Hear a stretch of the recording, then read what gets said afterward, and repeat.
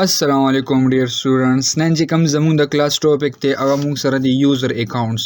نن موږ په دې کلاس کې دا کلیر کوو چې موږ په ون پی سي کې ملټیپل یوزر اکاونټ څنګه جوړو. صحیح ده. اوس موږ سره د یوزر اکاونټ مطلب سره موږ وایو چې لکه یو پی سي دا او په دې کې ملټیپل اکاونټس موږ کریټ کول غواړو. ملټیپل یوزرز لپاره زه کوم اکاونټس پکې جوړوم نو هغه لپاره موږ کوم یوزر اکاونټس جوړو.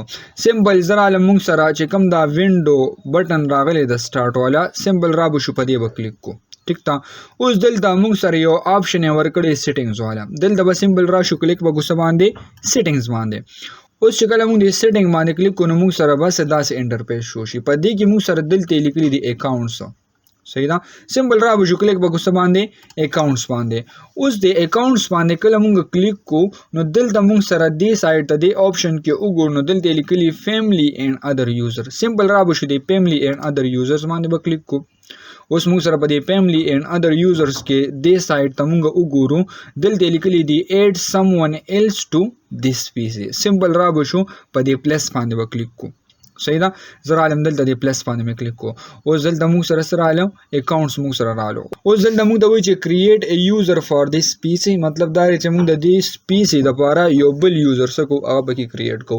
نو دلته لیکلي چې څه یوزر نیم. زه رالم سمبل دلته مې یوزر نیم څه ورکو یوزر 2 ما ورکو. الریډي ما سره پکې یو اکاونټ شته سمبل ما دلته څه ورکو یوزر 2 ورکو.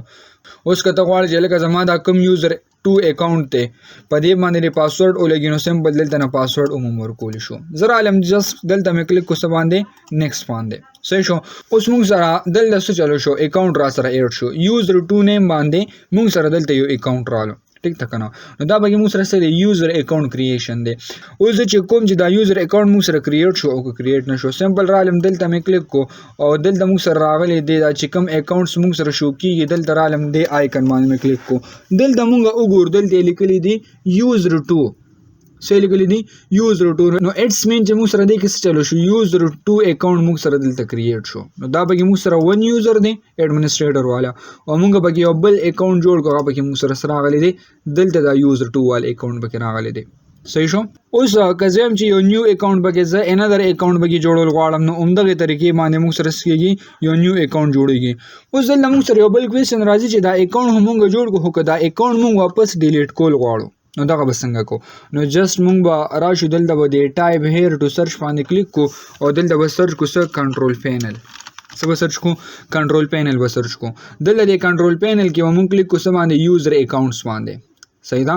زه رالم دلته مې د یوزر اکاونټس باندې کلیک کو او دلته موږ سره یو آپشن راغلی دی هغه ته لیکلي منیج انذر اکاونټ. زه رالم دلته مې کلیک کو څه باندې منیج انذر اکاونټ باندې. اوس چې څونه اکاونټس موږ سره راغلي هغه بدلته شو شي. ٹھیک تا. سمبل را بشو د یوزر 2 باندې وکلیک کو زم چې دا د ما سره ډیلیټ شي. ٹھیک تا کنه.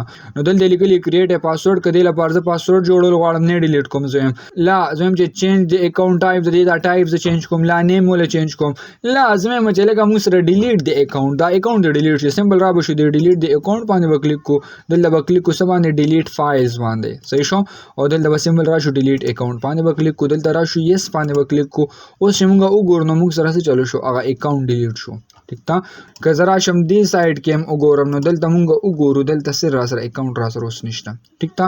نو دا موږ سره کریشن سره چې یوزر اکاونټ به موږ جوړو څنګه او هغه بیا واپس ډیلیټ کوو څنګه. ٹھیک تا. نو دا به موږ سره سره راغلی دی یوزر اکاونټ راغلی دی. ان شاء الله په نیکسټ کلاس کې بیا موږ دا سه یو نیو ټریک کوو. والسلام.